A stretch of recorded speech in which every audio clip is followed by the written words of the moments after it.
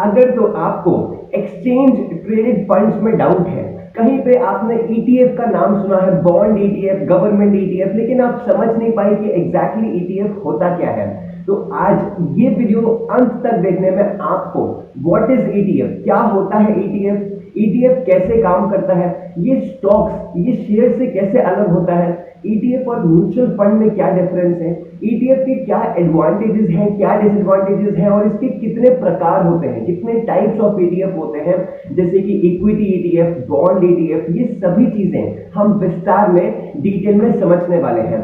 नमस्कार, आप सभी को मेरा तहे दिल से नमस्कार। मैं शुभम बिष्ट आप सभी का स्वागत करता हूं इस YouTube चैनल में जिसका नाम है TYSM स्टॉक इन्फो।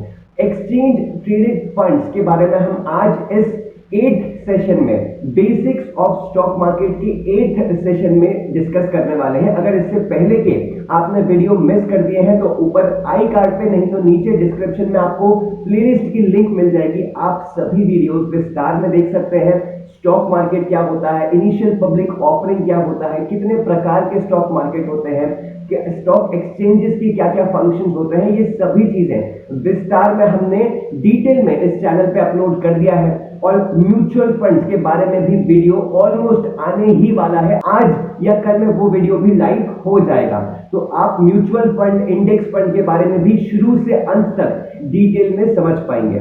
चलिए आज के इस वीडियो में बात करते हैं एक्सचेंज ट्रेडेड फंड्स के बारे में। क्या होता है exchange traded funds?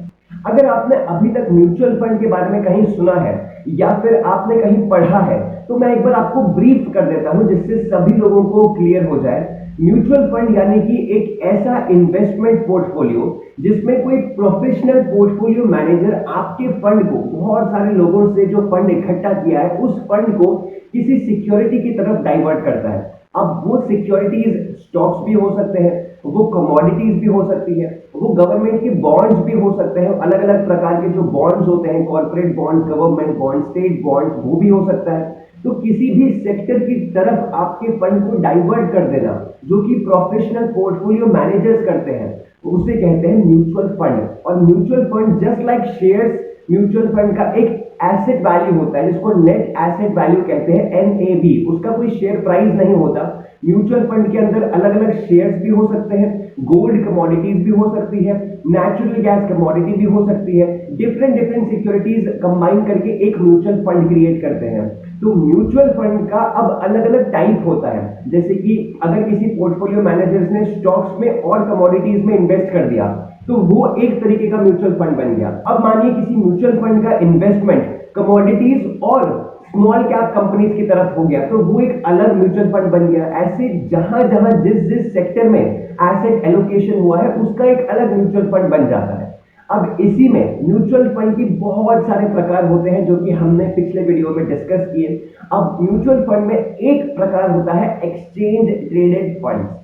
Exchange traded funds mutual fund का एक टाइप है। एक्सचेंज ट्रेडेड फंड्स यानी कि ऐसा पोर्टफोलियो जो कि अलग अलग सिक्योरिटीज में अपना फंड को डाइवर्ट करता है, जैसे कि इक्विटी में भी इन्वेस्ट कर सकते हैं, बॉन्ड्स में भी कर सकते हैं, हो सकता है वो कमोडिटीज में भी इन्वेस्ट करें। तो ऐसा कोई पोर्टफोलियो जो कि अलग अलग सिक्योरिटीज में इन्वेस्ट करता है जिससे रिस्क डाइवर्सिफिकेशन हो जाए, रिस्क बिल्कुल कम हो जाए, जिससे हो सकता है कल को जाके अगर कोई सेक्टर में गिरावट आती है, कोई इंडस्ट्री सही से काम नहीं कर पा रही है, किसी में कोई इश्यू आया और सभी शेयर्स उस इंडस्ट्री के डाउन हो गए, तो हमारे पोर्टफोलियो में उसका ज्यादा इफेक्ट नहीं पड़ेगा क्योंकि एक स्मॉल परसेंटेज ही हमने अपना एसेट उस इंडस्ट्री में एलोकेट किया है। अब इसीलिए ईटीएफ को कहा जाता है। अब ईटीएफ और म्यूचुअल फंड कैसे अलग है? म्यूचुअल फंड जो होता है वो कभी भी स्टॉक्स की तरह स्टॉक एक्सचेंज पे ट्रेड नहीं होता, लेकिन ईटीएफ का फायदा ये है, म्यूचुअल फंड का जो एक टाइप है ईटीएफ का ये फायदा है कि वो स्टॉक्स की तरह स्टॉक एक्सचेंज पे ट्रेड किया जाता है। जी हाँ, इसका ट्रेडिंग स्टॉक एक्सचेंज पे होता है। कुछ एग्जांपल्स मैं आपको ईटीएफ के बताऊं तो SPDR S&P 500 ETF जो कि S&P 500 इंडेक्स को ट्रैक करता है, iShares Russell 2000 जो कि Russell 2000 index, small cap index को ट्रैक करता है, SPDR Dow Jones Industrial Average ETF जो कि DIA इंडेक्स को ट्रैक करता है। ये कुछ इंडेक्स वाइज ETFs है। अब आप मान लीजिए इंडस्ट्री ETF भी होते हैं, सेक्टर ETF भी होते हैं, जैसे कि ऑयल हो गया या फिर रियल एस्टेट हो गया। वैसे ही आप मान लीजिए अलग अलग कमोडिटी ETFs भी होते हैं, जैसे कि गोल्ड ETF हो गया, या फिर आपने गोल्ड में इन्वेस्ट किया हुआ है या नेचुरल गैस में या क्रूड ऑयल में इन्वेस्टमेंट कर दिया अपने पोर्टफोलियो में से, तो ऐसे भी ETF बन जाते हैं। म्यूचुअल फंड जो है वो कम लिक्विड होते हैं। लिक्विड यानी कि मैं कितने जल्दी अपने इन्वेस्टमेंट को कैश में कन्वर्ट कर सकता हूं या अपने बैंक में ले सकता हूं। तो म्यूचुअल फंड जो होते हैं वो स्टॉक एक्सचेंज, जो ट्रेडिंग डे होता है उसके बाद जाके एक बार हम उसमें ट्रेडिंग कर सकते हैं। लेकिन एक्सचेंज ट्रेडेड फंड्स को हम स्टॉक्स की तरह स्टॉक एक्सचेंज पे ट्रेडिंग कर सकते हैं। अब म्यूचुअल फंड्स जो है जब उसको विड्रॉ करते हैं, रिडीम करते हैं, तो वो डायरेक्टली बैंक अकाउंट में आते हैं, और जैसे ही कोई सब्सटेंस बैंक अकाउंट में आता है तो वो टैक्स लायबिलिटी को ट्रिगर कर देता है, टैक्स को ट्रिगर करता है। लेकिन ETF जो होते हैं क्योंकि वो डीमैट अकाउंट में जाते हैं, दैट इज वाई वो टैक्स ट्रिगर नहीं करते, जिससे आपका टैक्स और अकाउंटिंग का खर्चा जो है वो भी बच जाता है as compare to mutual fund. तो इसके फायदे क्या क्या हुए? पहला, लिक्विडिटी बढ़ गई ETF में। दूसरा, लिक्विडिटी क्यों बढ़ी? क्योंकि हम स्टॉक्स की तरह इसको डेली ट्रेड कर सकते हैं बहुत जल्दी। जैसे स्टॉक्स में हम जल्दी जल्दी ट्रेड कर सकते हैं, वैसे ही ETF को भी हम स्टॉक्स की तरह ट्रेड कर सकते हैं। दूसरा, जो भी म्यूचुअल फंड की प्रॉपर्टीज है कि म्यूचुअल फंड रिस्क डाइवर्सिफाई कर देता है, अलग अलग एसेट्स में एलोकेट करता है फंड को, वो सभी प्रॉपर्टीज ETF में भी आ जाती है। तो ETF में रिस्क डाइवर्सिफिकेशन भी हो गया, हमारा लिक्विडिटी भी बढ़ गई। तीसरा कि ETF जो होते हैं वो टैक्स ट्रिगर नहीं करते क्योंकि वो सीधा बैंक अकाउंट में नहीं आते, तो ये थोड़े कम एक्सपेंसिव होते हैं।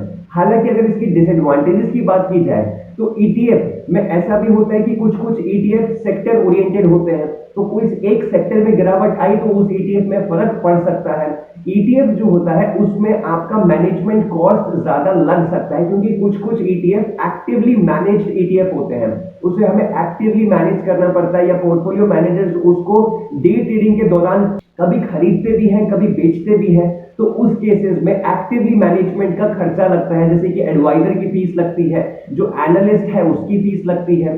तो जो एक्टिवली मैनेज्ड ETFs होते हैं उसका फीस ज्यादा होता है as compare to passively managed ETF, जैसे कि बॉन्ड ETF। अब चलिए बात करते हैं टाइप्स ऑफ ETF के बारे में, कितने प्रकार के ETF होते हैं। कुल मिला के हम आज 6 तरह के ETF के बारे में बात करेंगे, और शुरुआत करते हैं बॉन्ड ETF से। बॉन्ड ETF क्या होता है? कल हमने म्यूचुअल फंड के ETF के बारे में बात करी। म्यूचुअल फंड ETF में भी हमारा एक फिक्स्ड इनकम म्यूचुअल फंड होता है, वैसे ही यहाँ पर एक्सचेंज ट्रेडेड फंड में बॉन्ड ETF होता है। बॉन्ड ETF ये उन इन्वेस्टर्स के लिए होता है जो कि एक फिक्स्ड इनकम चाहते हैं, जो कि एक सेट रेट ऑफ रिटर्न की रिक्वायरमेंट रखते हैं कि उन्हें इतने इतने समय पे उनको इतना इतना रिटर्न मिलता जाए। इन पोर्टफोलियो का जो इन्वेस्टमेंट रहता है ये वो तो गवर्नमेंट बॉन्ड्स पे या फिर स्टेट बॉन्ड्स में या फिर म्युनिसिपल बॉन्ड्स में या फिर कॉर्पोरेट बॉन्ड्स में, ऐसे बॉन्ड्स में इन्वेस्ट करते हैं जो कि इंटरेस्ट रेट पेमेंट करते हैं। अब उनका जो इंटरेस्ट रेट का पेमेंट आता है वो सभी इन्वेस्टर्स को जो कि उस ETF में ट्रेड कर रहे हैं उनको इस इंटरेस्ट का फायदा मिलते रहता है, इसीलिए यहाँ पर एक फिक्स्ड इनकम बनी रहती है। इसको कहते हैं bond exchange traded fund. Interest का इनकम भी आता है और प्लस लिक्विडिटी भी बढ़ती है, क्योंकि हम लोग इसको स्टॉक्स की तरह स्टॉक एक्सचेंज पे ट्रेड कर सकते हैं, ETF की ट्रेडिंग होती है, इसीलिए इसको कहते हैं बॉन्ड ETF या फिक्स्ड इनकम ETF। अब आते हैं दूसरी तरह के एक्सचेंज ट्रेडेड फंड पे, जिसका नाम है इक्विटी या फिर कह लीजिए stock ETF। Stock exchange traded funds यानी कि स्टॉक ETF, ये जस्ट लाइक हमारे म्यूचुअल फंड में जो हमने इक्विटी फंड्स की बात करी थी, यहां पर हमारा स्टॉक ETF है। स्टॉक ETF यानी कि वो ETF, वो पोर्टफोलियो जिसमें जो एसेट एलोकेशन हुआ है, जो पोर्टफोलियो का फंड एलोकेशन हुआ है, वो पूरा स्टॉक्स की तरफ हो गया है। Large cap companies, small cap companies, value stocks, growth stocks, ऐसी तरह के स्टॉक्स के साथ और अलग अलग इंडस्ट्री ऑफ स्टॉक मार्केट में उसका इन्वेस्टमेंट हुआ है, लेकिन पूरा इन्वेस्टमेंट सीधा स्टॉक्स की तरफ ही हुआ है। उस ETF को कहेंगे exchange traded funds of equity. Equity exchange traded funds या फिर स्टॉक एक्सचेंज ट्रेडेड फंड्स। इसमें भी डाइवर्सिफिकेशन रहता है। हो सकता है कल को जाके फार्मास्यूटिकल इंडस्ट्री में ड्रॉप डाउन आए तो उस चक्कर में हमारा रियल एस्टेट जो है वो तो अच्छा काम कर ही रहा है, या हो सकता है रियल एस्टेट में अगर ड्रॉप डाउन आए तो हमारा जो एनर्जी सेक्टर है वो तो अच्छा काम कर रहा है। तो ये जो डाइवर्सिफिकेशन है वहां से हमारे ETF में ज्यादा कुछ लॉसेस नहीं होते हैं। अब आते हैं थर्ड टाइप ऑफ ETF में, जिसका नाम है कमोडिटी ETF। कमोडिटी जैसे आप नाम से समझ रहे हैं, कमोडिटी में जो पोर्टफोलियो मैनेजर्स होते हैं वो उस एसेट को एलोकेट करते हैं गोल्ड की तरफ या फिर नेचुरल गैस की तरफ या फिर क्रूड ऑयल की तरफ। इन कमोडिटीज की तरफ इसको एलोकेट किया जाता है जिससे आपका रिस्क डाइवर्सिफिकेशन बढ़ जाए और आपके जो पोर्टफोलियो में रिटर्न्स अच्छा खासा आपको मिल पाए। अब बात करते हैं चौथे टाइप की ईटीएफ की जिसका नाम है currency ETF. Currency exchange traded funds currencies में इन्वेस्ट करते हैं, यानी कि हो सकता है कुछ अलग कंट्रीज में इकोनॉमिक ग्रोथ अच्छी है, उनका रिसेशन नहीं हो रहा है, उनका अच्छा डेवलपमेंट चल रहा है, उनकी पॉलिटिकल पार्टीज बहुत अच्छे तरीके से बिहेव कर रही हैं और हमें उन पे भरोसा है, तो हम उनकी करेंसी पे अगर ट्रेड करना चाहते हैं तो हम करेंसी ईटीएफ के थ्रू वो कर सकते हैं। वैसे करने जाएंगे तो बहुत ज्यादा महंगा और बहुत ज्यादा इनएफेक्टिव वे है, लेकिन हम ईटीएफ के थ्रू करते हैं तो हमें सस्ता भी पड़ेगा और ज्यादा लिक्विडेट तरीके से हम करेंसीज में इन्वेस्ट कर पाएंगे। तो करेंसी ईटीएफ भी बहुत लोगों के लिए इफेक्टिव होता है, बहुत लोगों को इससे हेल्प मिलती है।